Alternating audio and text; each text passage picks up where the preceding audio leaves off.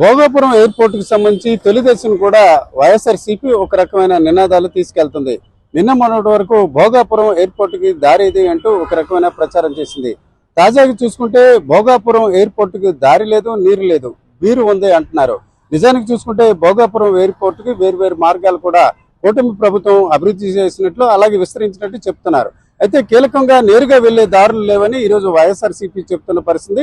ఈ దశలో భోగాపురం ఎయిర్పోర్ట్ లో ఒక రెస్టారెంట్ తో పాటు కేఫీతో పాటు అక్కడ ఒక బార్ లాంటిది కూడా ఏర్పాటు చేసే ప్రతిపాదన ఉంది. సహజంగా చూసుకుంటే అన్ని అంతర్జాతీయ ఎయిర్పోర్టుల్లో కూడా ఈ రకమైన సదుపాయం ఉంటుంది. కేవలం స్థానికులు మాత్రమే కాకుండా దేశ విదేశాల నుంచి కూడా ప్రయాణికులు పర్యాటకులు వచ్చే దశలో ఈ రకమైన కార్యక్రమాలు ఈ రకమైన ఏర్పాట్లు జరుగుతుంటాయి.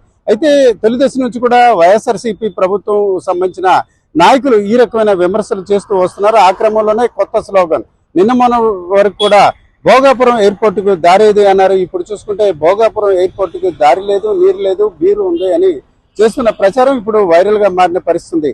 ఈ అంశంపై శాసన మండలి ప్రతిపక్ష నేత బొత్స సత్యనారాయణ కూడా ఇదే స్లోగన్ ను అందరి వద్ద కూడా చెప్తున్న వాతావరణం కనిపిస్తుంది. ఇక ఇదంతా ఒక ఎత్తు అయితే వాస్తవానికి చూసుకుంటే జూలై తొలి వారంలో భోగాపురం ఎయిర్పోర్ట్ కార్యకలాపాలు ప్రారంభించేందుకు అన్ని రకాల సన్నాహాలు జరిగాయి. అయితే మనకున్న సమాచారం బట్టి జూలై 5వ తేదీ కాక మరో తేదీలో ప్రధాని చేతుల మీదుగా దీన్ని ప్రారంభించే అవకాశం ఉంది. ఈ దశలో దీనికి సంబంధించిన ప్రకటన కూడా వెలువడే అవకాశం ఉంది. నిజానికి చూసుకుంటే ఇప్పటికే జూలై 8వ తేదీ నుంచి కూడా అంతర్జాతీయ విమానాలు అక్కడికే ల్యాండ్ అవుతాయని కొన్ని వెబ్సైట్లో కూడా వేర్వేరు ప్రైవేటు విమానయాన సంస్థలు కూడా ప్రకటించాయి.